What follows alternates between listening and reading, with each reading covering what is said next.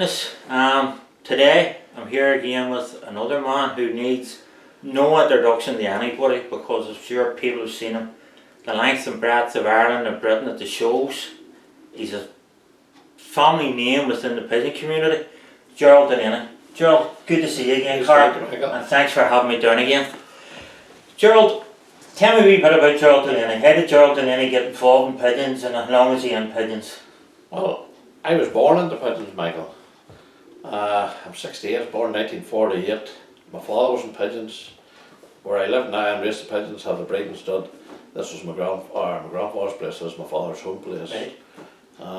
When my father was a young lad or a young man, he raced out here before we moved into Dromore, into the town where I was reared really in town. My father and me raced in town, but I say from I could crawl, walk, I was in pigeons, you know, so I was born into pigeons. Maybe when I was about 6, 7 years old, we used to get, my sister and I had to clean the pigeons out on a Sunday morning, and we got threepence, that was 3 pence whole money there. That was great. Yeah, and it was Sunday morning was a chore, like we not have boards, you know, in those days, and you're scraping a wee small scraper, you know. You didn't like doing it, but you liked to get the money. That was a lot of money maybe then. When you were a child. Well, our kids were always that was, you know, involved in it. And my father, he was convoy then. He convoyed in the 50s, 60s and 70s. He convoyed for the Ulster Federation. Right. And the Irish National Flag Club, right, and all the nationals right through to Lee Sables, Nance and Lee Sables, all the flag club, not right into the 70s, I think, probably was the last convoy he did. And as a young lad, I used to go to the race points with him. And in those days, it was all train, you know. You're on your, I can remember going to the stations, up into the station where all the pigeon fanciers came and they rang their pigeons up at the station, up at the train station. Then they went on to the train and down to Belfast, where they put on the big coaches or like cattle wagons then. Right. Then they were taken to the race point right down Ireland. And I used to go, maybe I was about 9 or 10 years old at that time, and I went with them. And the pigeons were both sides, just a big wagon, and the pigeons both sides. You had to lie in the middle of them in a sleeping bag. You had a prime stove to make a cup of tea, and that's, you know, that was. So over the years, there's been an awful lot of changes, Gerald. Yeah. Those were pigeon men and pigeon convoys in those days. You know, I look back at those days and look now at the boys, like, you know, on their lorries and stuff. And they're complaining about this and that and everything else. To me, the sport, you know, it was enjoyable in them days. You know, probably we were young and excited about all the things, and you got going. I'd get going right down to Bray and Wexford with them, you know. And you get down there in the mornings, and the pigeons were taken out, and the whole thing was set up, and then you were liberated, you know, and off they went. But not all the time. Maybe a couple of times a year, 2 or 3 times a year, only get going, you know. But then when I got older, I already did the clocking in. But in those days, you know, back in the 50s, late 50s, 60s, early 60s, those would have been old Adams and Barker pigeons we had. Right. Adams and Barker, Von Customs, geez, they were good pigeons. You got a one with the first race on a 50-mile race, and there were 1 or 500 mile. I can remember, I think it was 64 or something like that, percent. Five, I think it was, till Nance. Fred Russell and I, we were only young, maybe about 14, 15, whatever it was there. My father, he was convoying them in Nance. We're chasing 3 strays. I'm sorry for interrupting you, but there'll be an awful lot of people out there that say Gerald Delaney was never 14 years of age. He was always an old fella. Sorry, go ahead, Gerald. But anyway, we're chasing these strays, you know, 3 strays, and for a long time there was 4 there, but decided, God, that maybe there's one from France, you know. God, let them light, and there was one from France. I just sat out, but Fred got him, Fred Russell, as a secretary in IPA. Fred and I lived in the same street, about 10 doors away from each other. We were like brothers in those days, you know, growing up. Enjoyed racing, really had good fun in those days, you know. Good. But Fred, he pushed Anne into a map, and she ended up 14th in the King's Cup that year. But I was coming back to the old Barker pigeons. We clocked 4 out of the 5, we clocked 4 the next day. Well, in total we clocked 4 out of 5. But there was no Barker cock. And he was 8-year-old, he went to Nance for the first time at 8-year-old. He'd done the Channel, Milford, Bute and Penzance every year. That was 4 Channel races. And he'd done the water, I think, he flew the Channel about 32 times or something like that. But that's the type of pigeon those Anderson Barker pigeons were, you know. Then we moved up into the into the mid-60s, we brought in pigeons from Croft, Martin Croft, or Carruth, and these were super pigeons.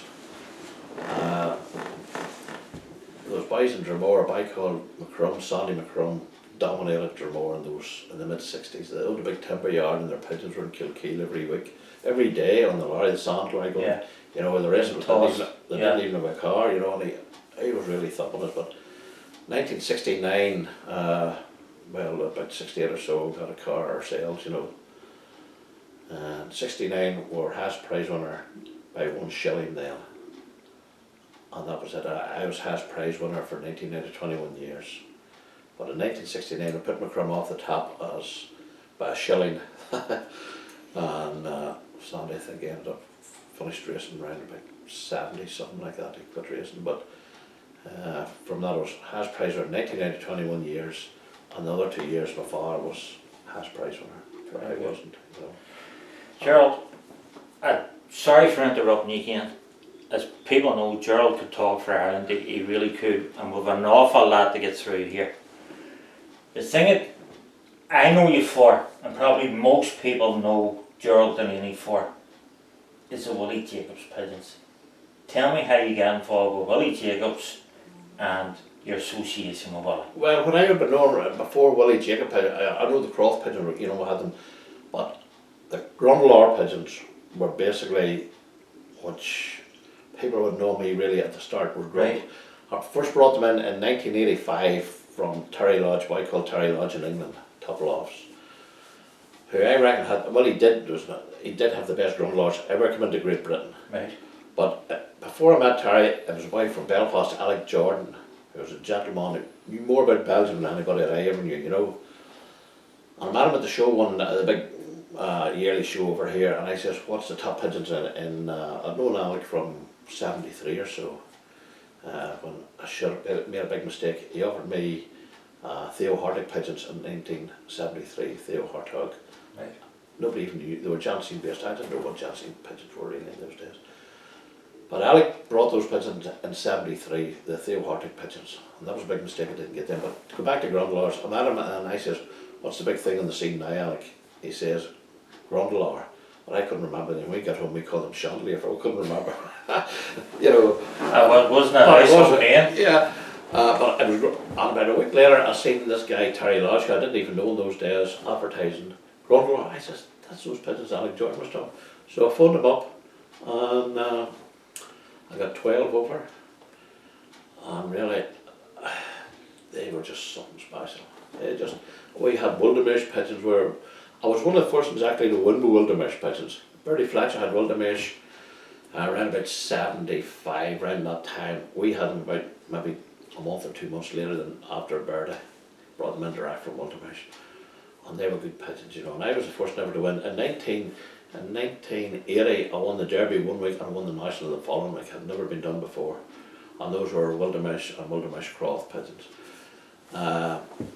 But when I brought the Grondelaer pigeons in, they were just that much faster than the Wildermesh pigeons, you know. So the Wildermesh sort of drifted to the one side, and obviously it didn't miss any more than. But it was unreal. I read when Terry sent me them up the 12 over, he says, I have pigeons here. He says, and I've no room for them. I'll send you about 20 Felix Pal Grondelaer direct over. I said, no, I have no room myself for them. You know, it's only a small way at the end there. But he sent me 2 over. But one cock, he ended up being the father of Felix. He was a direct Felix Paul cock, massive, big, strong cock, you know. So I made them to a finer long cast hen, you know, Grondelaer hen. No pedigrees, no none. I didn't even know what they were. Only that he was direct Felix Paul, and the hen was Grondelaer from top lofts. And that produced young Felix. Well, young Felix was unreal. Probably, well, without a doubt, he's the best pigeon ever raced in Northern Ireland, probably in Great Britain. He won 34 first racing. He was first open, he was second open. He won the open. Achievement. Yeah. Nowadays, if he had been racing, or we racing in the middle of Ireland, he'd probably been winning the open near enough every week. Or racing down the coast in those days, Arklow, Wexford, right down there. But as the Mourne Mountains is the big difference, because that's them right and then across to us.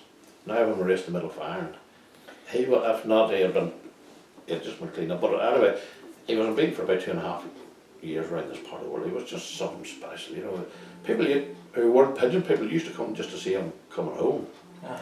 But then he was an 88 Pigeon, and 90 I bred another one called Young Terry, and his first race was Skibbereen, and I was 6th and 7th national that day with him. He was 7th national, two came together. Then following week that was the it was the NIPA Derby, which is a national, but it was the NIPA Youngboard Derby. Following week was the Youngboard National. Now Skibbereen is 235 mile. Yes. That was his first race as a Youngboard, 235 mile, and he was 7th open. The following week I sent him to Skibbereen National Flag Club race, their national, and he was first in last section. He must have flown, he was that far in front, he had to fly the middle Farron on his own. Something special. His boys beat him down the South Farron, which was down around Wexford, who were flying 150 miles shorter. Yeah, yeah. But to win the North, you know, first North, nobody knew him. I was first in 8th open, Northern Ireland. And the hen that was 8th open, she was 8 minutes behind him. So that's, and there was only a few yards between 2nd and 8th, if you know what I mean. Yes. Oh, but he was an unreal Pigeon. But racing the two of them together, 1st and 2nd every week, they're unbeatable. First of all, Felix came, and in those days flew through the windows, big open windows, right, straight in. And you had to go and get the rubber ring off. Oh yeah, but the two nest boxes were beside each other. Right. In the same section, two of them identical, one beside each other, you know. Felix on the right, and not supposed to help what way you're looking at, but if you're standing looking out through the windows, Felix box on the right, and Terry was on the left, and you'd heard people shout, right, because I was in the loft. Yeah. Right, Felix straight through the windows, clocked him in, right, young Terry straight in behind him. It was just You knew they were coming. But Felix was always, there was a lot of seconds in front. He was unbeatable. They were Grondelaer. They were Grondelaer Felix Powell Pigeons, but Felix Powell Pigeons were 3/4 Grondelaer, 1/4 Jansen anyway, you know. You know, they were Grondelaer Pigeons really. So I just built that family around those pigeons of Grondelaer, you know, Felix Powell's. Built my own family really. And that's what you were known for first of all. Oh yeah, all the Grondelaers. You know. Before you get on to Willy Jacobs. And then before Terry Lodge, well I had direct from like dozens and dozens of direct Grondelaer pigeons and stuff. I had a son of the good yearling, all those pigeons. I had the father John Patterson's good cock, the stud cock, you know.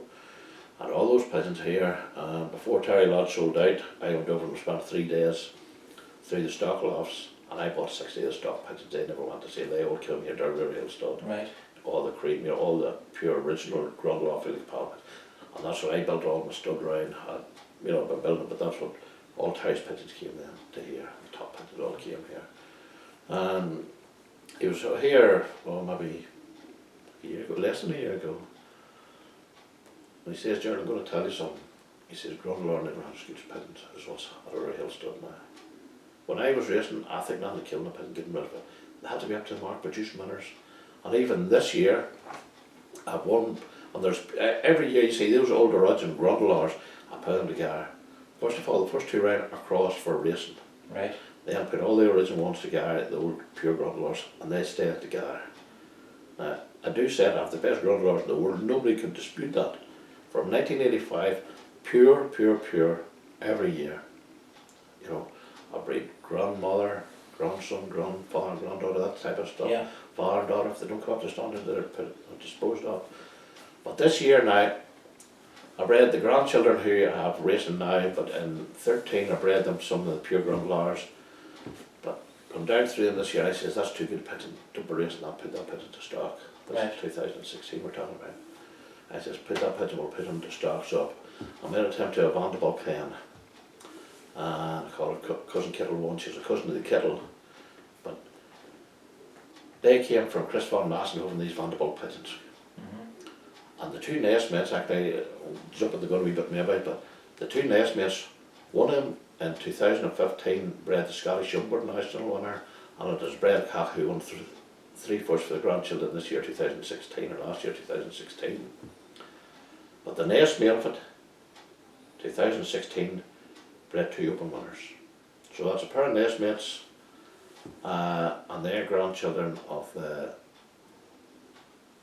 they are grandchildren to the brother of the Good Red. But they're really producing the goods. Well, the pair of nestmates, one of the nestmates bred the Scottish National winner, and the other hen bred the 2 national or 2 NIP open winners. 1-1 with 30 yards mint on the Sunday race, if you can remember. A real wet day, and she lit and she won the Open with 30 yards a minute. But her father, back to Grondelaers again, her father was this cock brought up from the grandson's loft, out in the breeding loft. And he is pure Grondelaer. He'll be a great grandson of young Felix and young Terry. You know, to me, Grondelaer was the best fancier was ever in Belgium, and that is no question about it. The best fancier. And all the big lots you went into were Grondelaer pigeons. But they didn't tell you, but they were Grondelaer, Herbert brothers, best pigeons Herbert's had in those days, Grondelaer, you know. And even to compare him with modern day flyers, far superior to, you know. He was light years above people raising, you know, pigeon fanciers in those days, back in the 70s and 80s. But then, been in and out of Belgium all the time, I noticed this by Willy Jacobs. I call him a wee man, Willy Jacobs, but Willy's 6'4", he was 6'4", Willy. But when I talk about a wee man, one pigeon away, first, 6 pigeons away for second and third. Now this was against the cream of Antwerp, in round Bel-Air, it came from Eden, and all in that district. So trying to get to him, but I finally got to him in 2001. It was I finally got to him, and well, he couldn't speak English, but Walter Verbinnen used to take me about, and still does take me around Belgium. He's from Rita, Walter. But Jacqueline, his wife, Wally's wife, could speak good English too, you know. Right. So I said, well, he don't have many pigeons, you know. He had only 17 pigeons, that's all he had. 17 pigeons there, you know. That he had raised, 17 pigeons that he had raised. I said, you don't have many? He says, well, don't when we eat them. That was his reply. Don't when we eat them. So all those 17 pigeons, 17 winners sitting there. First time we met, all winners, you know. I says, this is my man, you know. So we ordered pigeons, we got them in 2002 was the first one we got 10 over. And that's when O'Reilly Supreme, to me, I would class O'Reilly Supreme with any pigeon in Europe, in Belgium or anywhere, as not only as a racer, but as a breeder. Oh, he was a fantastic racer, you know. He had come up in the league of Felix and Terry, to be honest, you know, he had come up in that class. He was second national, he was 5th national, he was 7th national, I think 9th national. He bred the national winner for Paul Hart in Manchester. He was the grandfather of about 3 national winners. He has bred Open winners. Oh, just unreal. He's the great grandfather. Like that, coming around. 5, 6, 7 generations right down through. You know, he was just unreal. The same as young Felix and Terry. You know, going back to Grondelaer, young Felix and Terry. I could have said you, and still said you know, that cock we're talking about there that bred the 2 Open winners this year, I could have said you 8 generations of those Grondelaer pigeons are winning today as well as they did in 1985 when I first brought them in, you know. And I've hundreds of Grondelaer pigeons, you know. I have pigeons sitting there, maybe 5, 6 year old, pure Grondelaers, not even bred off. People say, why don't they sell them? Where'd I go to get them? Yeah. You know, who's pure? You never replace that bloodline again. You know, I go to lots and I say, there's Grondelaer and the handle, yeah, nice, and there's a wee bit of, you know, there's a wee bit of something else on it. I said, sure, I can breed thousands like that, you know. Yeah. These are, the ones that I have sitting in those areas are as pure as the day I brought them in 1985, you know. Hey Gerald, what we're planning to do, I want to break down the individual families of birds. We'll do that on as separate videos, but as years go on, you still have to bring in new birds in the hope that something that you get's going to be better than the Grondelaers. Yeah. Well, what have you brought in lately? Well, I brought a lot in, but I'll just go back a minute or two with Willy Jacobs. I wrote, see, you could talk for Ireland. Oh, no, I could talk for years, but you see, computers, to be honest, I couldn't even switch a computer on. Talk pigeons. That's I like one-to-one, talking people, pigeons. I talk all day because, you see, when we were young, it was pigeons, and we would have been at the shows 12 o'clock at night, and eye signing always coming in those days, you know, and I'm a fanatic on eye signing, you had to judge all over the place. And I made my pigeons up on eye sign a lot, you know, performance, winner to winner, but eye sign is a big part. I think anyway, people don't believe this, yeah, you may as well go wherever, but eye sign and families, honest, how you know how your family pigeons is going. If their eyes are deteriorating, you're going the wrong road with your family. It's, you know, eye sign's not just, oh, this is going to... It gives you the health and everything your birds, Gerald. You not always tell your best racers maybe an eye sign. but you will, and I mean you will pick your best breeders, especially hens, eyes. And I have never been in a loft where somebody's handed you, this is a fantastic pigeon here. It's always a good eye. Right. It'll always have a good eye, to be honest. And it doesn't matter, everybody's their own views on eyesight. No, I have mine. My pigeons are made on eyesight. A lot to do with eyesight, but on performances on pedigrees and stuff like that, you know. But in 05 I wrote, 2005 I wrote, that Willy Jacobs, and I do mean it. Now I know what I say about Grondelaer and Grondelaer was the best flyer, was to me never. But the Willy Jacobs pigeons is the best pigeons, and I can say that hand on heart, the best pigeons ever came out of Great Britain or Ireland. You know, this man, one pigeon away. I remember in one of the races, and this was the region of Machlan, who all the top flyers is all flying in the region of Machlan. And I forget many thousand. Willie sent two, first and second. Two pigeons away, first and second. But you see, Willie was a sprint man. And I didn't really, it wasn't until he came over here and stayed here, you know, each year then, around about 2008 I think it was, he started coming and whatever. But I convinced him to move up in the middle distance. He said, he asked me that particular year he was over, or flying or Scarborough or something like that. And the week prior to it I had taken the first 2200 over. That's fact. Right. I had 40, and when I was flying were all direct bred Belgian pigeons, bred by Willy Jacobs. You see, right. These guys all come with their fancy pigeons now, let them race them, and then see how good they are. I raced the Willy Jacobs pigeons. They weren't costing a fortune. I raced them. And those bad ones along with the good ones. An awful lot of good. As there is in every lot. An awful lot of good pigeons, you know. And to me, he was the best, without doubt, the best pigeons ever came out of Great Britain or Ireland, Willy Jacobs pigeons. Well, and once the first winner crossed them, that our loft ever had was a Willy Jacobs pigeon that you gifted my grandchildren. That's right. And no matter what they're like a Grondelaer, but no matter what you compared Grondelaer, made of Grondelaers to the produced ones, Willy Jacobs are the same. It doesn't matter what you cross them with. Now I crossed them with the Vanderbilt pigeons there. We're going back to what I brought in 2000 and what was it, 14? No, 13. I brought 4 in. A friend of mine in Dublin, we brought 4 in from Kris Van Massenhoven. These were Dirk Vanderbilt pigeons. Now Kris in 2011, and I would say, in my opinion, Kris Van Massenhoven has some of the best Dirk Vanderbilt pigeons. He bought them at the right time, 2011. Right. He bought these off the Good Red, off the broad of the Good Red. All the top pigeons, he bought them. So I bought 4, I think it was, or 6 and 13. Then in 2014 I bought a complete roundup from Kris Van Massenhoven. Right. With the exception of out of 1 pair, box 2. He wouldn't sell it? Wouldn't sell any out of box 2. But when I was over in 2015 then, in October I think maybe it was, in 2015, we went through all his pigeons, he showed me and all, and here's blue hen, this blue hen. And this was the best pigeon in Kris Van Massenhoven's. This late bred yearling hen, in my opinion, is the best pigeon, was the best pigeon at Kris Van Massenhoven's. Better than her father, who is the direct son of the Dunker Leo. When Vanderbilt owned the Dunker Leo, you see, in those days when Kris bought the father of it. Mickey Collins owns the Dunker Leo now. But Kris, the Dunker Leo was owned by Vanderbilt in those days. And that's who Kris bought the father off. And the mother was from Tassa, Danny Van Dyke coming down off Tassa, I think it was.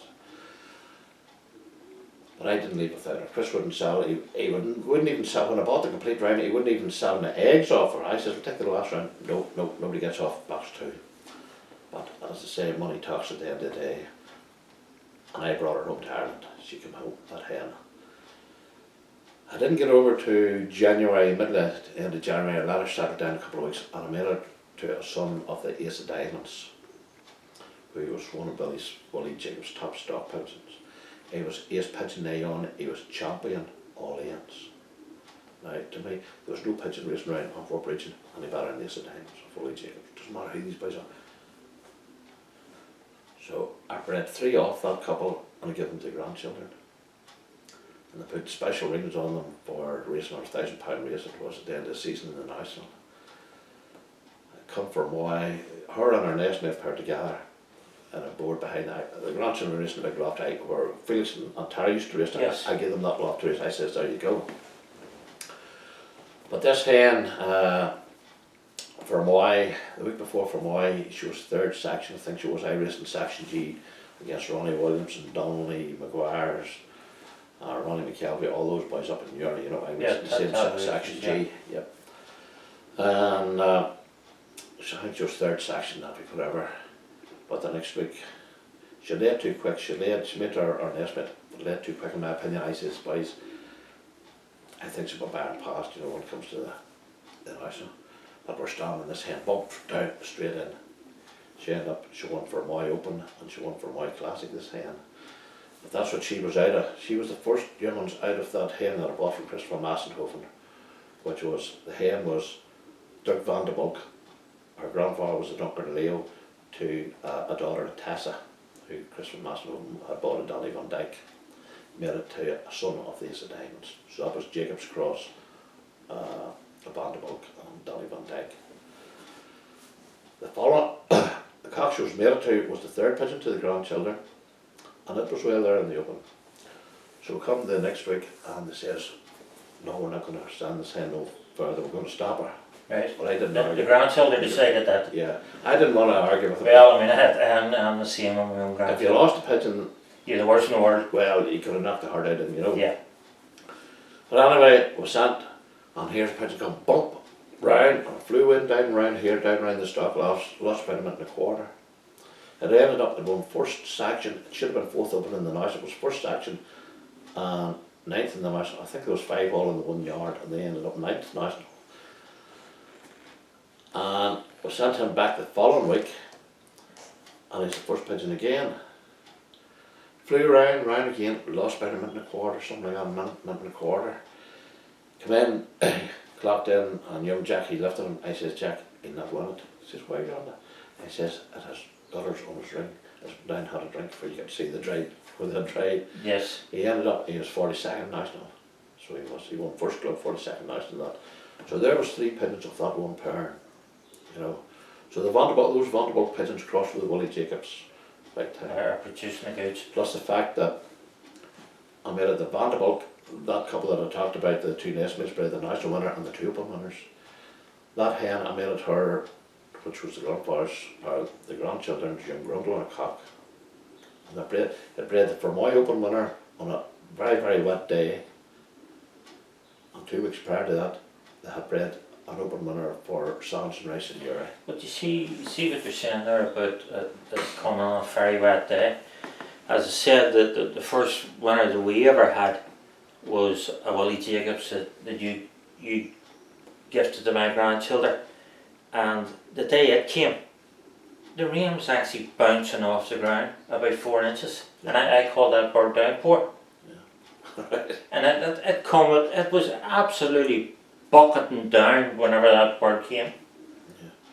But in 2005, it was, we were using T3 clocks at 43, all direct Willy Jacob pigeons away. And there's by Victor Hughes from Barbridge, who comes down every Saturday. Pigeon man, he doesn't race now, but he'd come watch mine, and Victor shouting to come once, but he shouts, here's pigeons coming, but I couldn't see them. One of them days, it's hard to see, and I couldn't see them coming over the hedge, you know. Yes. So I run, and I could hear him shouting, I got 14 of a drop I got, out of 45 pigeons, 43 or 45, whatever it was. And I could hear him shouting, here's an R10, here's an R10, as I was going through the door. So I had 24 of a drop inside 15 seconds. And they were jumping in everywhere, you know, and at 6 thimbles sitting, so I clocked 6 in, and the mate Tommy Knox says, get more thimbles, you know. So I run across to the RCA and brought a handful. I could only make 2 out of the whole lot of core. But Tommy had a roll of rubber sitting, you know.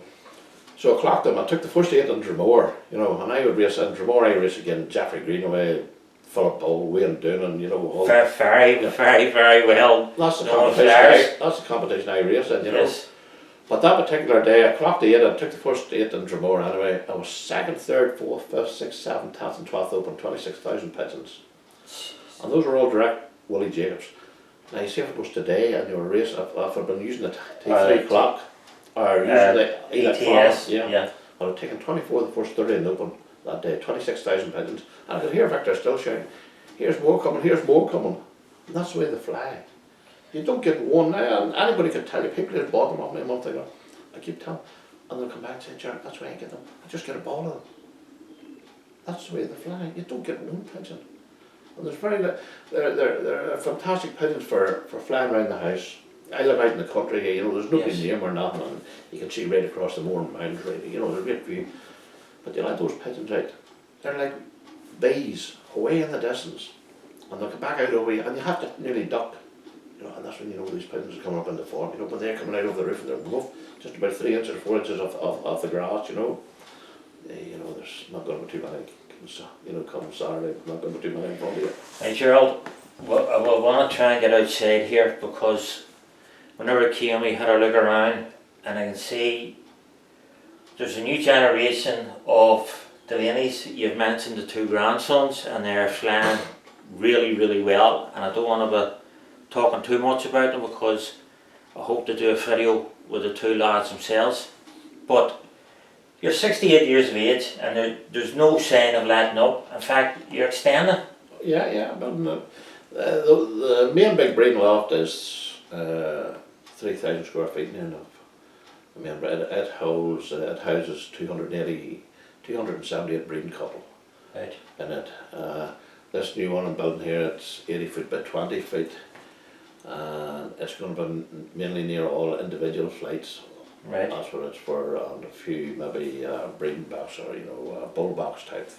Right. I used to race bull box years ago, haven't done it. But there's no sign of letting up with the pigeons. Oh, no, the grandsons have got the bug now and you're going to encourage it. The grandchildren, you know, go back to the grandchildren here, you know. 4 years ago there were Young Bird Fanciers of the Year, all Northern Ireland. They went forward and they were first Young Bird Fanciers all Great Britain. Yeah. And Ulster Television came here to do a wee thing on a wee documentary on it. There you go. They get in, they done their video before Mego did. But young Jack and Ronan, they're only 9 and 11 then, and says, "What's your ambition, Jack?" He says, "To beat my granda." Well, it didn't take him too long to be doing that, so it didn't. Because the following year, we're standing and there was 4 came up the fields. Four together came up the field, you see, and Jack and us were standing, you see. 1 went to the boys' loft and 3 went to my lofts, you know. Yep. It ended up they beat me on the 3rd decimal. I thought I had They still beat you, they still beat Granda. But the thing is, they were first open in IPA.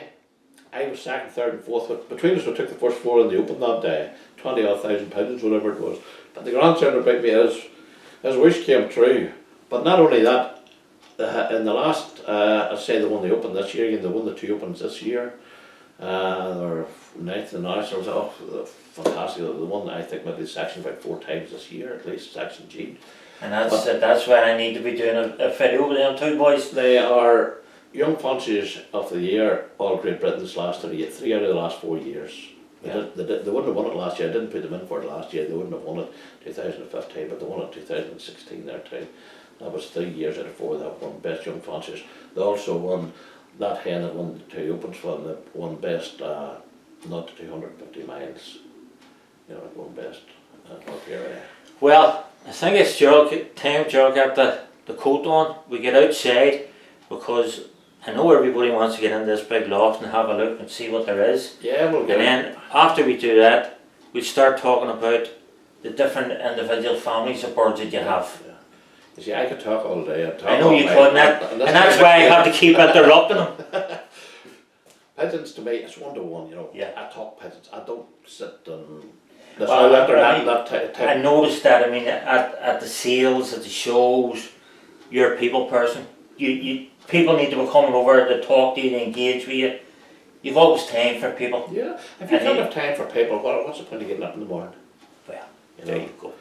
Well, get the coat on, and we'll get outside, and we'll have a look outside. Well, I suppose we put something on there. I think this is what February, you know, this is February. It's a bit cool out there, so it is. It's warm in here with the soccer team and all goes.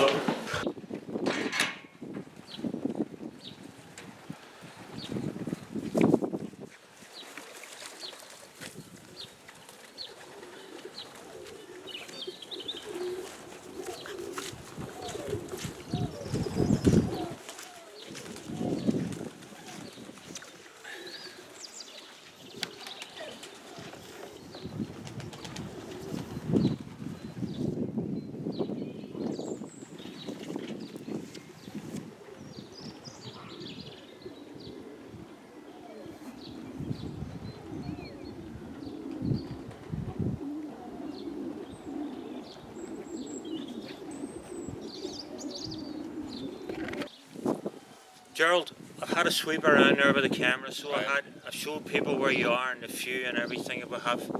The first loft we've seen is the loft behind us. Right.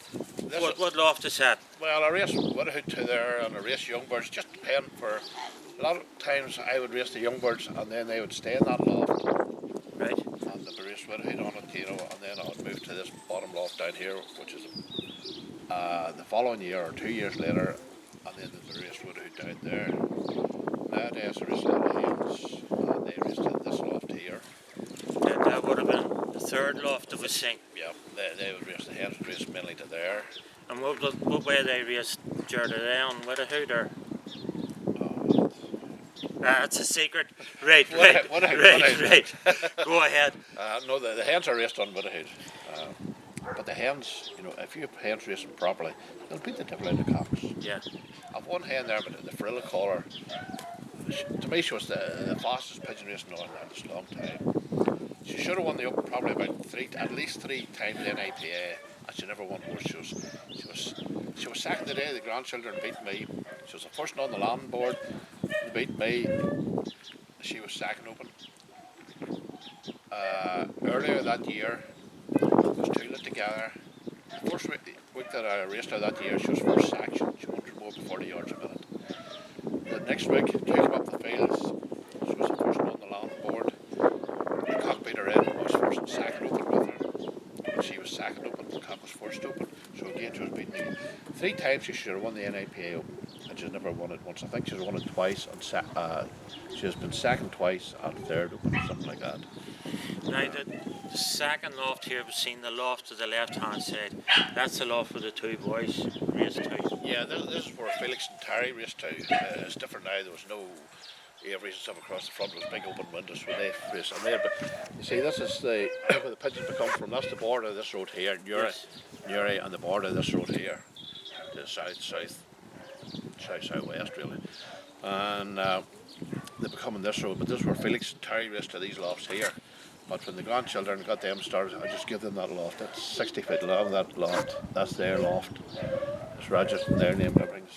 I race to the other loft, And you've an absolutely brilliant view here, Gerald. I mean, this is yourself and myself at the minute are looking over at the Mourne Mountains. Well, absolutely brilliant. This here to my left is a wee bit, that would be towards the east, a wee bit southeast. Right. That's Dromara Mountains are to the left of me, stand looking at them. As we come on round then, that would be the Slave Donard, Newcastle, that's the Donard, the Mourne Range right across Green Ower, right across to the border, that's Slave Gullion.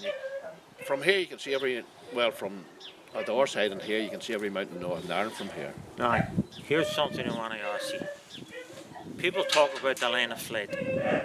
How important do you think it is? When we were inside earlier on, you were saying about the birds come racing up the coast in the 60s and 70s. Because of that there, you see the Mourne Range. The Mourne Range. Well, down there is Arklow, Wexford, and we're heading more left, which is Tulbally, Penzance and all there. Yes. But the pigeons come up across there, you're lost maybe 10 minutes, 7 minutes of some of the guys over to the west, you have an advantage on you.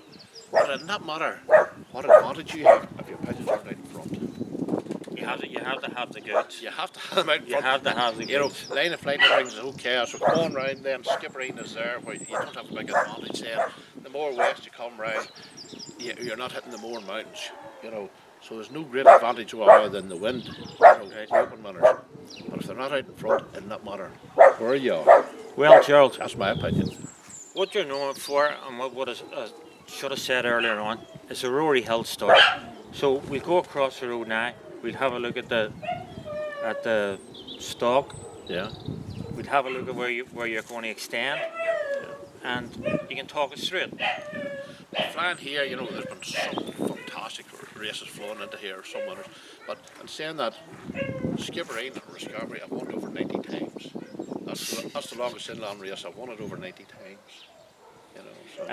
And you wonder why people keep coming back to you for birds. Yeah. That's why people keep coming back to them. There was my Sanson Rice in Newry. Again, the racing section D along with all the rest of you said there. They couldn't win a prize. There's not taking anything. If the boys were here, they couldn't even get a prize. Basically. 5 years ago, they got Jacobs and Grondelaer from here. Last year they won 16 first. 14 the year before that, 10 and 10 first. They have won the NIPA Open. They've got first and second Open in the NIPA. I don't know how many times they have won. Always are already held stud birds. Yeah, Jacobs and Grondelaers. Just before we go across the road, I'd just like to point out here. People looking at this is how you know the difference between a city boy and a country boy. Scarf, hat, woolly jumper, t-shirt, jumper line open. That's the difference in countrymen and city men. That's just, well, people have seen me this years and they see I bought about 10 of them. It's not that I just have only this one. No, I'm talking about I'm cold and you're under a But t-shirt on you. This here is my lucky t-shirts. You see this colour here? Yeah. These are always have this shirt on race day. That's what the birds recognise you for. Well, it's not a sort of superstitious. We go across the road.